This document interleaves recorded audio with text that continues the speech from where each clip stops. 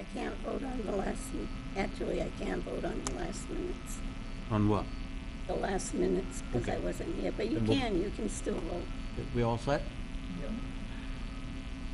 Morning, everyone. I'd like to open up the meeting for the Personnel Board for July 17th, 2018. And if we would stand for the Pledge of Allegiance. Pledge allegiance to the flag of the United States of America and to the republic for which it stands, one nation, under God, indivisible, with liberty and justice for all. Thank you, everybody.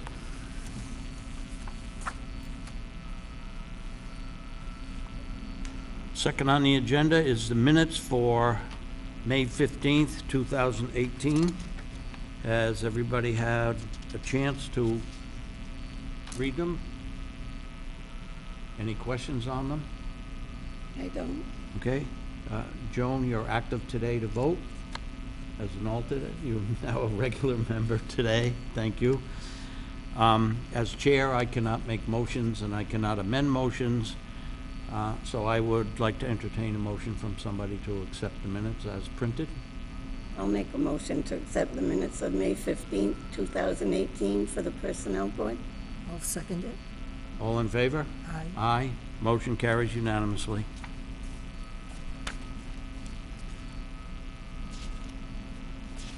Second are minutes for June 19th, 2018. Joan, you're going to abstain? Well, this is only a draft anyway. Do you approve draft minutes? Sure. I am allowed to vote. I'm Yes. voting on the minutes, not the meeting. Okay. Okay. Do you want to make a motion, Rose? Okay, I wasn't here at the meeting. Oh, I can neither still was make a I. motion. You can make a motion to accept them as read if you've read them Yes, and sir. you agree with them. I make a motion to accept the minutes of the, I'm not accepting the minutes, I'm accepting the draft of the job description for, No, minutes of the 19th, the draft the draft. of June 9th, that was June. June June 19th. 19th. Do I have a second? I'll second. All in favor? Aye. Aye. Motion carries.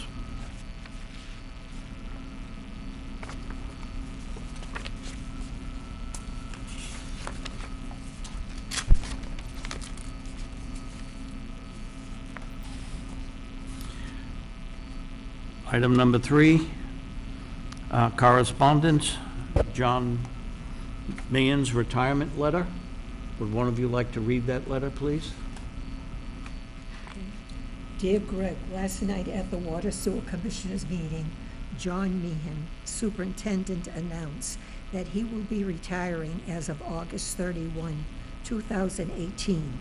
Peter Fox, chairman of the Personnel Board, has been copied on this letter, as we will be working with them as we move forward in filling this position. Richard Carmiani, treasurer, has also been copied, as he will need to process this with the Worcester County Retirement Board. Sincerely, Laurie Smith, administrative assistant. Okay.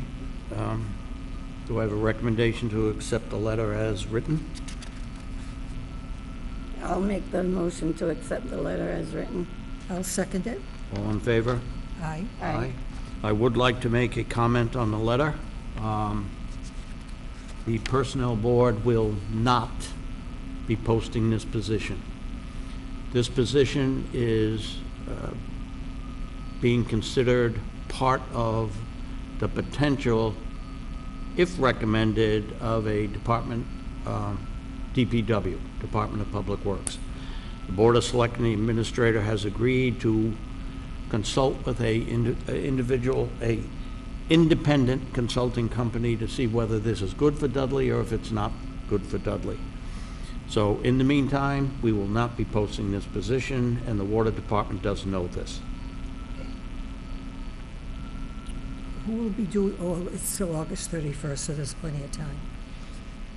I was gonna ask you- Even if it goes beyond August 31st, they will have somebody fill in as acting supervisor or acting superintendent. They've done that in the past when John was out with an injury. But it will not be a permanent position until after a recommendation comes through the Board of Selectmen and Administrator. Second correspondence are letters from the FAA for Lorna Wade and Mary Beth Maserati. Both letters are identical. Joan, do you want to read that letter? To Mary Beth Mazziotti. Dear Mary Beth, at their meeting on June 25th, 2018, the FAA reappointed you as a member of the Personnel Board. Your term will expire June 30th, 2021. Members of the Finance Committee would like to extend their thanks for your willingness to serve.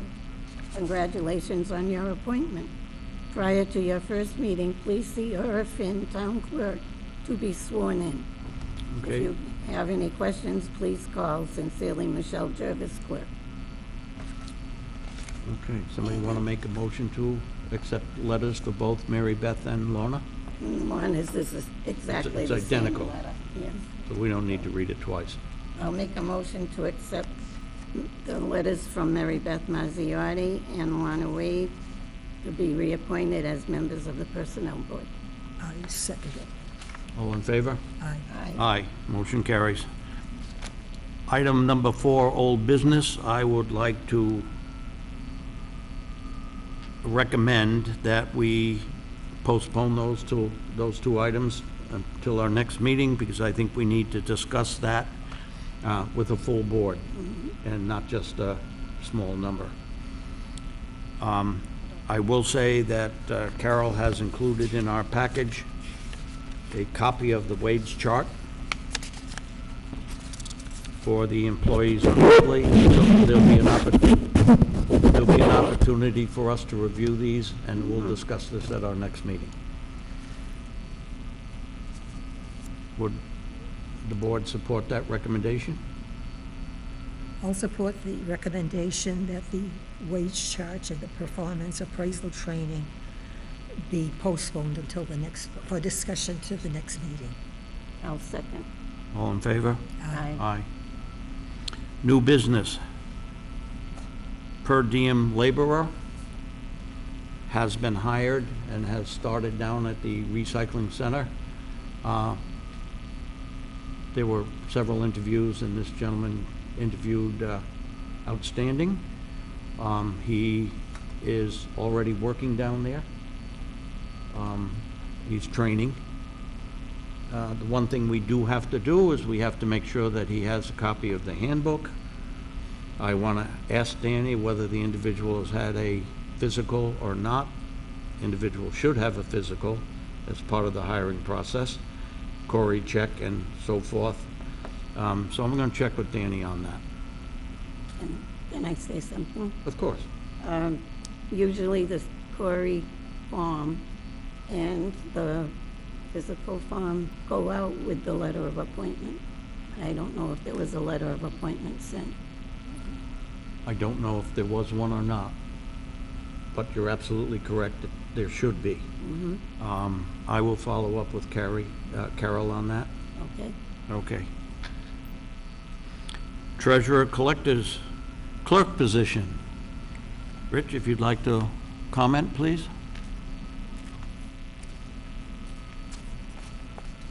Good morning, Peter, Rose, Joan. How is everybody today? I have good news. We got 32 applications for the position. Microphones are sensitive here. 32 applications. We reached out to 8 people for interviews. We had our interviews. Not all the people we reached out to took an interview. We had them last Thursday. Peter Fox, Greg Balukonis, and I sat down and conducted them. Positive. I wanted to say we started the day with a smile, and at the end of all the interviews, our smiles were even greater. It was a good group that we had, and we have our next treasurer, collector, clerk. Don't know how specific you want me to get, other than we have a start date of July 30th, okay, 30th, 31st, which sort of loosely ties into when Edwina would be retiring. We'll have her in to get all of her paperwork done. We're sort of facilitating the physical, the Cory check, what have you. I agree with you, Mr. Chairman.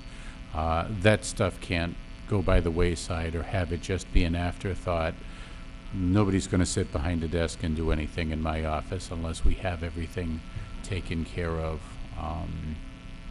That aside, we have everybody who had applied for the position and where they went as far as were they not considered, were they given an interview, did they back out of an interview, whatever the situations were. Carol has that on her desk as of yesterday, with the whole list of things, so she can send out on behalf of the personnel board all the letters that are required. Trying to think, did I miss anything? No. Or we'll miss Edwina, but this is, one door closes and another one opens up. The discussion has come up on more than one occasion. What I'm responsible for as treasurer collector is really what Lisa, my assistant, is responsible for, as well as the new clerk who's being hired. So we're not going to have any division of duties or anything like that. Looking forward, I don't imagine the office doing more or doing less, just making sure that universally, if somebody is out on a vacation day or heaven forbid a sick day, we're not going to miss a beat. So, good news. Okay, have you contacted the individual that you will be offering the job to? Yes. And has that individual Yep. I have it. accepted? I have the email confirmation. I had sent a quick summary that it is a 39-hour per week job. It is benefit eligible. It's not covered by Social Security. You're part of the Worcester Regional Retirement System. Maybe subject to a windfall elimination provision and the government pension offset.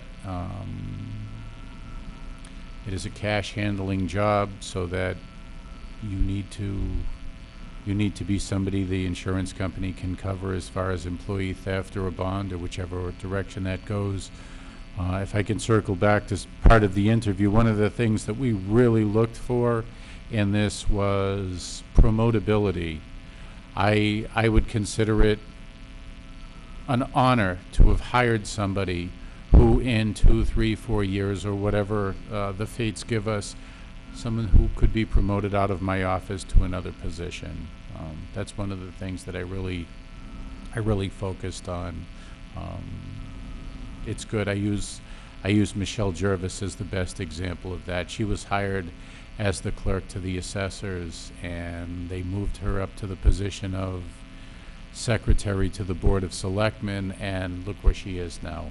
She's done a great job. She's taken more and more responsibility, and she does a great job. So sort of along those lines, in my mind, I'm saying, okay, let's get somebody who can do a good job today, but tomorrow can do even more for us. So that was just sort of my mindset on that. Okay, the interviews went well. The job description, extremely thorough. And Thank you, sir. Covered all the bases. I was teasing Rich because if this person can do everything on that job, he or she will replace him. Be careful, they're looking for your job. That's what I'm saying. Be careful. When the assistant treasurer clerk read the job description also, she thought the same thing. Tell me something, right now you have a part-timer. Do you foresee having someone in the future, part-time, or will that job disappear? We have a handshake arrangement with the part-time person in the office, in that we'll work around the school schedule. At one point, he will grow his wings and he will fly. So it works for us, it works for him. So if he doesn't have classes on a particular afternoon, or he's open in the morning, he's willing to come in for less than an 8-hour day. So that's not an issue for us. It is good to have an extra set of hands. Specifically, things get busy the week before tax bills are due. Unfortunately, the week after tax bills are due is even busier. So it's the volume that sort of runs cyclically, and he is a big help for that. Also, Lisa has done quite a bit, my assistant, has done quite a bit of payroll and AP, and hasn't gone into the other things that I do. So the idea was we could go through and give everybody a turn at payroll, make sure that the AP checks, so we have some universality. I've done payroll for quite a while, so I still should be doing it every 4 or 5, 6 weeks, so that nothing is ever new to me. Same thing with the accounts payable check. It's always easy to go to the collector's office just because it's sort of a one-way stream driven by people coming in or mail being received. As opposed to payroll, you need to have your hands on it. And I hate to say it, every 6 months or so, the government changes things ever so slightly. So it's always good to be ahead of that. Just as a side note, as far as payroll goes, we are looking to have an uploadable payroll sheet instead of Michelle Jervis, for lack of a better example, going through and paying her department, paying Greg, and we'll pay Deb Thibodeau and so on. It would be, instead of having a paper, it would be an uploadable sheet so that we know we are using, we're saving the time, using less paper, though I think we're still going to have a paper trail on it.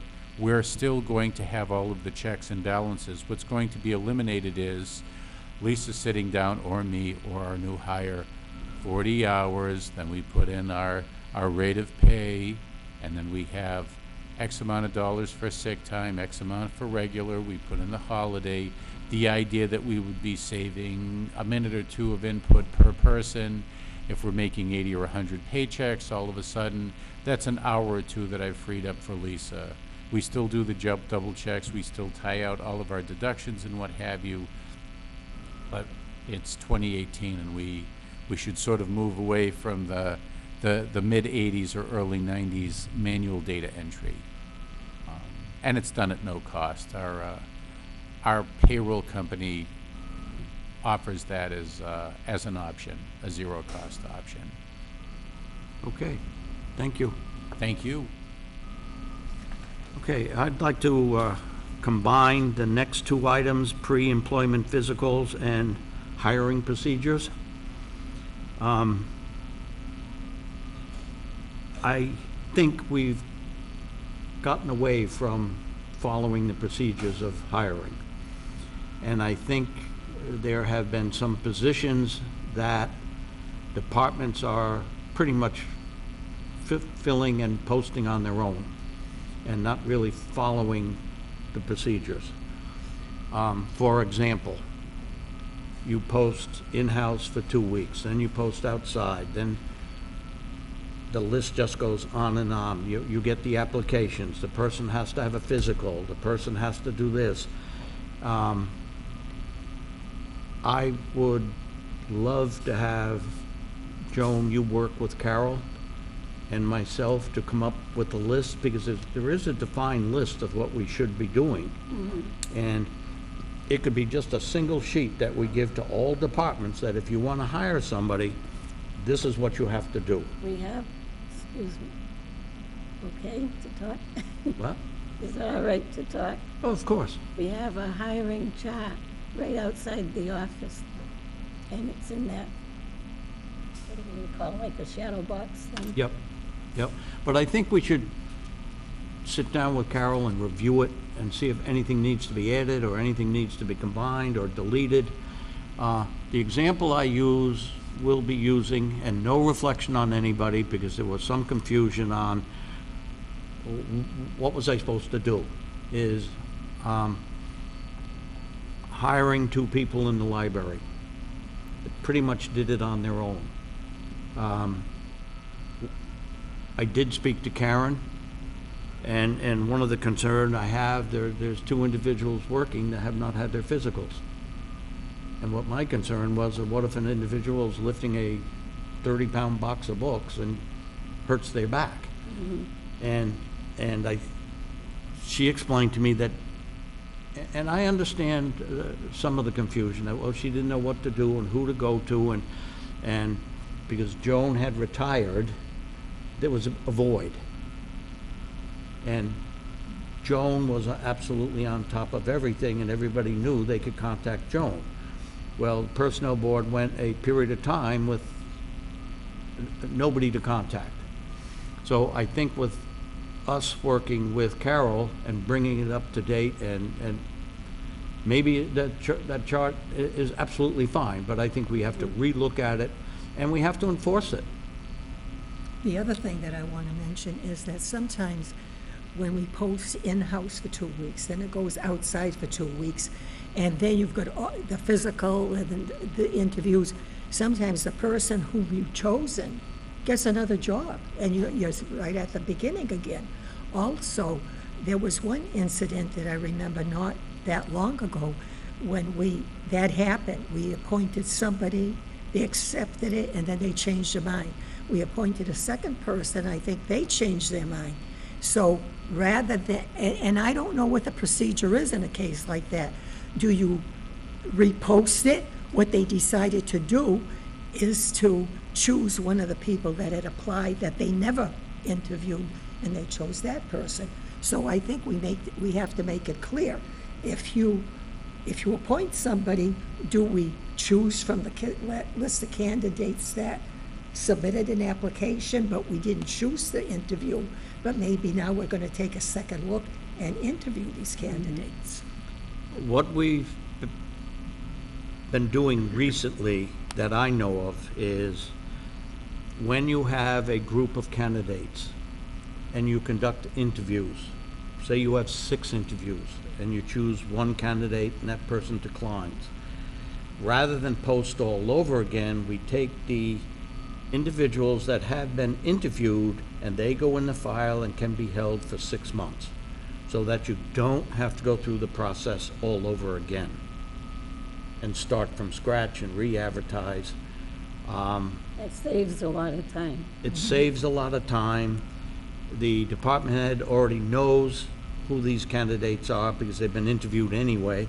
Personnel board knows the candidates because they should have been involved in the interviews anyway. So holding a packet for 6 months, I don't have a problem with that. No, I don't either. But the board would, I believe the board okays that.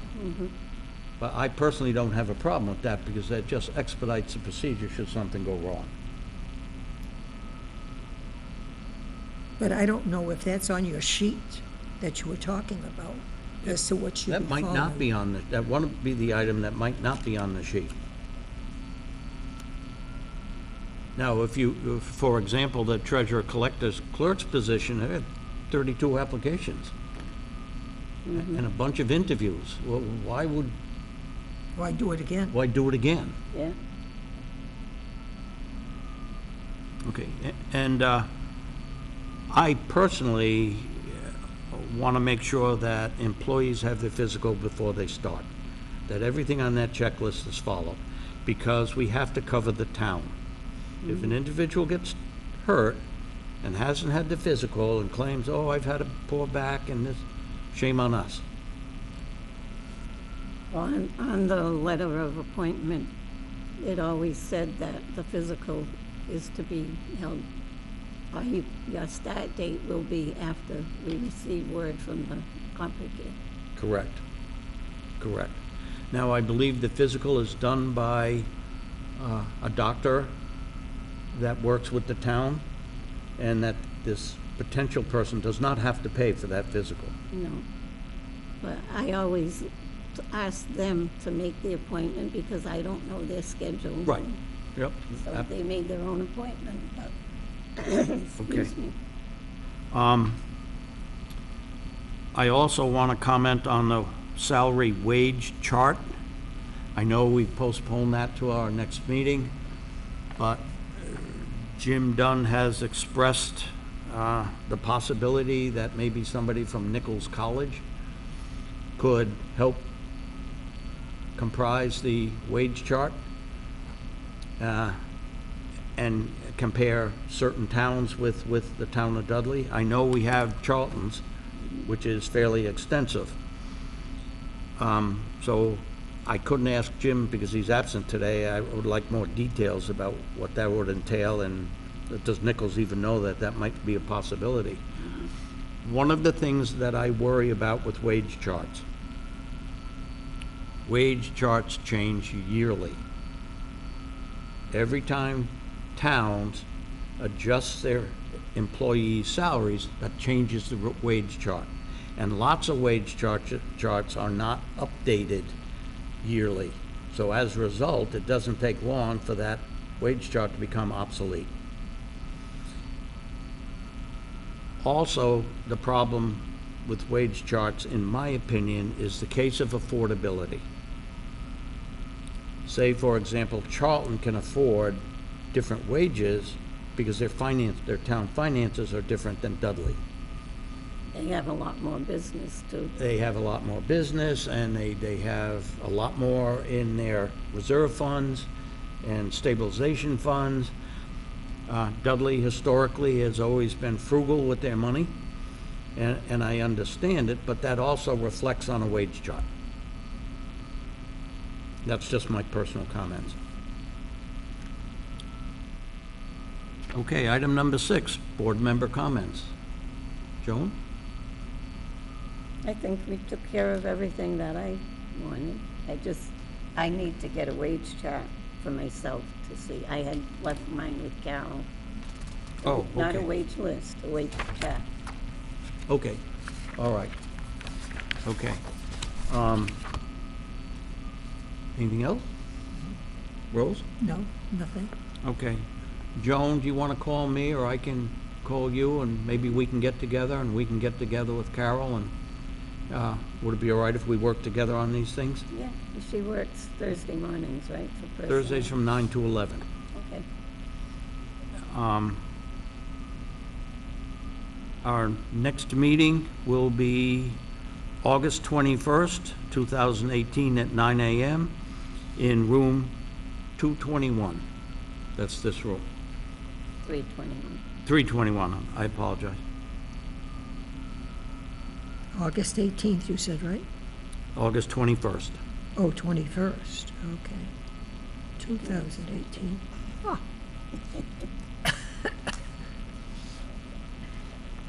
I make a motion to adjourn? Do I have a second? I'll second it. All in favor? Aye. Aye. Thank you very much.